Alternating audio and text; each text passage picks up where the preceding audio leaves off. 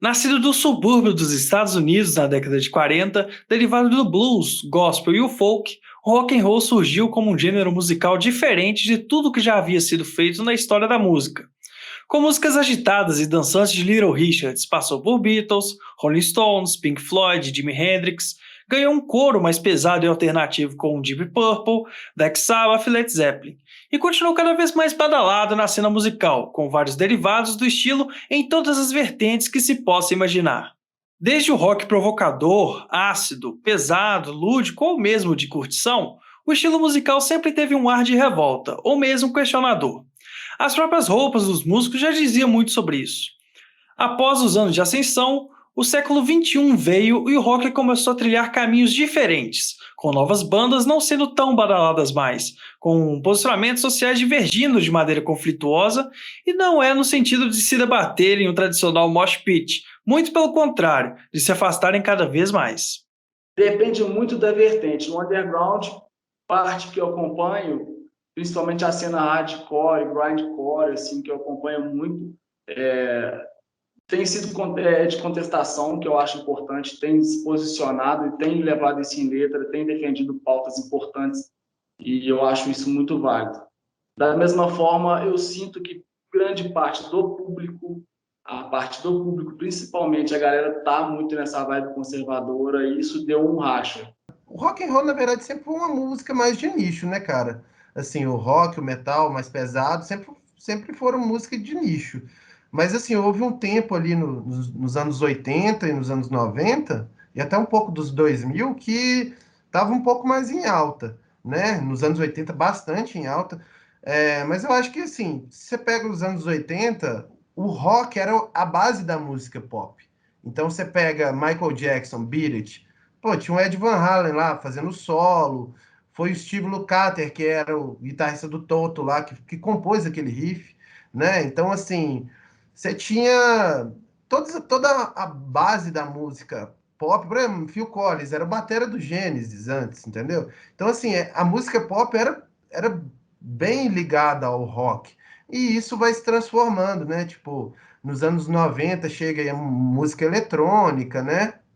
É, enfim, depois o rap. Então as coisas vão se transformando. Aí com o advento da tecnologia, fica aquela coisa globalizada, com o rock sumindo um pouco, não tem tanto aquele apelo juvenil mais, o público deu uma envelhecida. Eu vejo o underground como uma potência vital gigantesca, sabe? Eu não vejo uma decadência no underground, muito pelo contrário, assim, eu vejo que as pessoas, diante desse quadro aflitivo que a gente tem, que você descreveu aí, elas aprenderam a arregaçar as mangas e botar a mão na massa, cada vez mais. O underground sempre teve muito a ver com isso, né? Você, ao invés de ficar esperando uma oportunidade cair no seu colo, você simplesmente arregaça as mangas e vai à ação, e age, e faz. O problema é que o mapa do Brasil é difícil de conectar os pontos, entendeu? Porque as distâncias são muito grandes. Mas a gente conseguiria criar uma rede muito eficiente de trocas e intercâmbios se a gente tivesse como se locomover para esses espaços vagos entre um ponto e outro. Desde os anos 70, o rock passou pelo alternativo, agregando pessoas que estavam confusas com os conceitos de liberdade que começavam a surgir. O Deep Purple cantou em frente ao arco-íris, o Pink Floyd fez um disco inteiro político com diversas críticas ao capitalismo. Porém, o conceito de livre-arbítrio também permitiu roqueiros apoiarem governantes, ao invés de questioná-los. E ainda assim, isso fazer sentido para muita gente. Gosta lá de escutar a música lá do Capeta, né? E vota no cara do Deus acima de todos. Isso aí por si só já é uma piada, né? Tinha uma pessoa que sempre acompanhava todos os shows do Pence. E eu vi que depois desse clipe, ela sentiu liberdade de falar que ela era homossexual, que ela é homossexual. E isso foi muito importante para a gente. Eu acho que ver que as pessoas sentem essa liberdade de mostrar quem elas são de verdade, eu acho que é muito importante, porque as pessoas às vezes veem o cenário do hardcore, do rock, e pode ser um pouco intimidador por ser um negócio mais agressivo, mais pesado. E eu acho que o principal ponto ali daquele clipe foi fazer as pessoas saberem que elas podem ser quem elas são, colar no show do Pense, que elas vão ser bem recebidas. Ninguém vai excluir elas, ninguém vai criticar a forma delas de ser, de aparência ou de pensamento. Isso é o mais importante.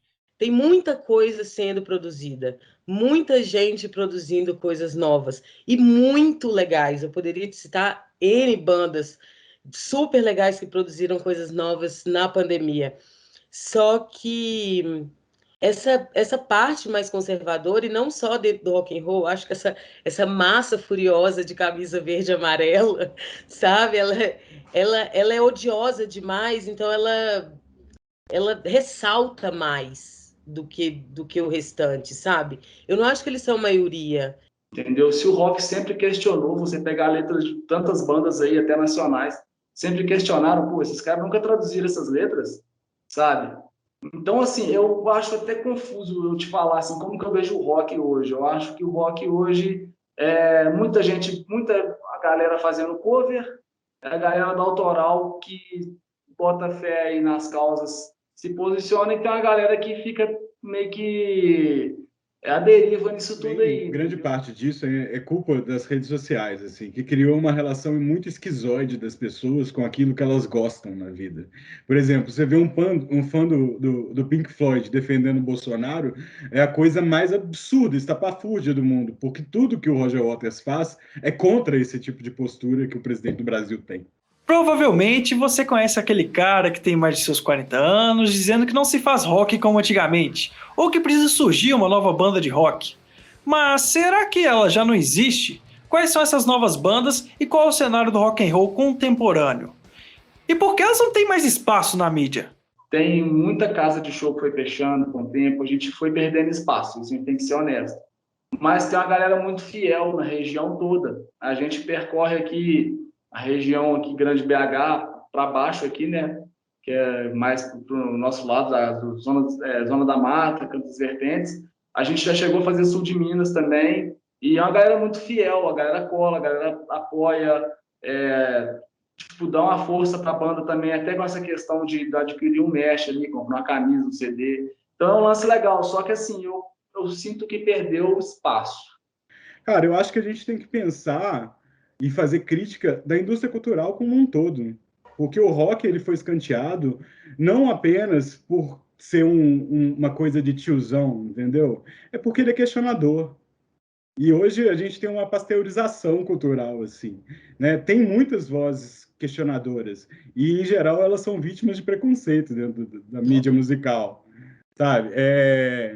É tão complicado isso, assim, que quando você faz um questionamento, você perde engajamento nas mídias sociais. Ninguém tá falando para não ir no Metallica, sabe? É. Tipo, vão ao Metallica, mas tipo, se tá pagando R$1.000 no Metallica, paga 5 para ver uma banda. Nem que seja para você falar que ela é ruim. Mas vai lá ver se ela é ruim, você não sabe. E normalmente não é.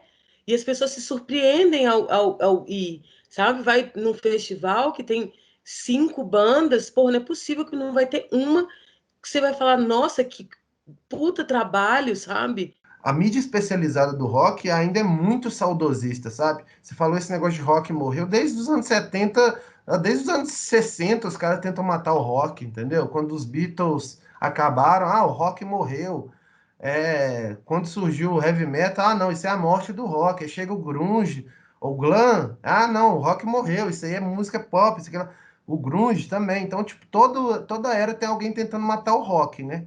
E o que a gente vê é que o rock está muito presente, assim, por mais que ele não esteja no mainstream, ele dita maneiras de estéticas ainda, sabe? Você vê hoje Pablo Vittar usando camisa de banda underground, você vê Lady Gaga, enfim, ainda tem uma presença muito forte. Já Lucas, vocalista da Pense, traz a responsabilidade de cativar o público para as próprias bandas. Cara, eu nunca acho que assim a responsabilidade tem que ser do público, porque o público, na real, ele não tá ali para fazer um favor, saca? Ele tá ali porque né, se você escuta rock é porque você gosta de rock. E eu não acho que as pessoas têm que gostar de rock. Eu acho que elas têm que gostar se elas se identificarem, né? Se fizer sentido para elas. E a questão do mainstream, nenhum estilo fica sempre no mainstream, né? Então a gente teve um ápice ali, onde o rock foi para o mainstream, mas as coisas vão mudando, as pessoas vão mudando, vai entrando outras gerações, outras formas de ver o mundo, e eu não acho que isso é necessariamente ruim. Agora, sobre o rock, eu acho que ele nunca morre, apesar dele não estar no mainstream, ele sempre está no underground. O rock sempre foi uma parada underground. Então, assim, teve um momento de pico, passou esse momento, mas sempre vai ter banda fazendo um som, sempre vai ter, né? E, assim, se não tá colando, gente, é porque as pessoas cansaram. Então, acho que cabe às bandas, cabe a nós, músicos, fazer algo atraente. E não acho que as pessoas têm que a gente tem esse discurso, a galera tem que colar no show. Porra, tem porquê, né? A pessoa tem que ir porque ela gosta. Os fãs de rock do Brasil continuam por aí, são fiéis ao estilo. Mas o lugar que servia para uni-los para curtição, os shows, teve que dar uma pequena pausa. Isso por conta de uma infeliz pandemia mundial que afetou o Brasil, matando mais de 500 mil de pessoas e trazendo um distanciamento social, o que fizeram as bandas passarem por maus bocados. Mas, enfim, a gente já estava vindo de um tempo em turnê, sem lançar material novo, então, por sorte, a gente tinha uma grana guardada na conta da banda. Quando a pandemia começou, a gente definiu um valor mensal para tirar dessa conta para ajudar todo mundo. Então, nós 5 ali, a gente recebe o mesmo valor mensal do caixa da banda, só que esse caixa está acabando, provavelmente mês que vem já não tem mais grana, mas salvou, velho, salvou demais todo mundo. É ruim, né? Porque a gente tá parado, né? A gente, obviamente, todo mundo, como eu falei, tá sendo prejudicado por isso, mas eu acredito que para a gente foi até um pouco pior, porque a gente lançou o disco em plena pandemia, né? A gente vinha preparando um disco, né? Esse foi o nosso primeiro disco mesmo, e lançamos ano passado, né? Assim, a gente vem tendo um feedback muito positivo, né? Assim, mesmo com a pandemia, atingimos pessoas e uma repercussão que a gente não imaginava, tipo, foi muito bom. Toda essa repercussão, mas eu creio que se a gente estivesse na estrada, isso seria potencializado, sabe? Eu fico pensando às vezes, né? Às vezes é até ruim pensar, porque né, é na estrada que se faz uma banda, né? Assim como outros estilos musicais, durante a pandemia, os eventos online também aconteceram, e o advento das lives deu certo, mas não por muito tempo. A gente deu uma pausa, aí começou a sessão de live, né? Todo mundo queria fazer live, tudo era live. E a gente começou a avaliar também o seguinte, questão financeira, porque para você fazer uma live, você tem que desembolsar. O cara não vai disponibilizar um estúdio de graça. Fazer algo digno, você depende de repente chamar uma galera, entendeu? Então, assim, a gente ficou nessa. E aí, vai fazer live, não vai fazer live? E tem que tirar da grana da banda. E a gente meio que chegou numa conclusão que ia pegar nossos investimentos para gravar coisa nova. Até a gente fez uma, durante a pandemia, até um pouco antes de lançar o disco, tivemos uma repercussão muito legal. Quando a pandemia terminar, eu acho que esse formato ele não vai ser substituído, não, cara. Ele veio para ficar mesmo, né? Enfim, tiveram artistas maiores que fizeram lives e puderam ajudar instituições de caridade. Enfim, houveram campanhas muito bonitas, assim. Eu acho que isso veio para ficar e, assim, é uma coisa bem interessante que vai ser muito aprimorada ainda, acredito. Para as bandas já está difícil, imagina para um festival inteiro. Marina e Castor são dos organizadores do Rock Generator de Ouro Preto, que completou 10 anos de festival este ano isolados, sem o tradicional evento no Morro da Forca. Então, no ano passado a gente propôs um festival online que foi muito bacana, inclusive, né? Durou 3 dias. Foram 12 bandas, a gente recebeu bandas, né, de fora do país, a gente teve banda da Itália, dos Estados Unidos, da França. E Foi bem legal, sim, uma interação bacana do público, mas eu sendo muito sincero, e como dinossauro que eu sou dentro desses meios virtuais, falta aquele calor, né? Então a gente pensando muito em como fazer isso, né? A frieza da tela é um pouco decepcionante para quem está acostumado a sentir o calor humano das pessoas, né, se agitando e tal. Mas foi a forma que a gente conseguiu fazer e foi muito bacana. Né? A expectativa é que essas bandas voltem a tocar assim que toda a população esteja vacinada. Muitos esperam que ano que vem os eventos voltem ao normal. Outros não são tão otimistas assim. Mas seja na internet, presencial, entre tapas e beijos, o importante é que o bom e novo rock and roll sobreviva.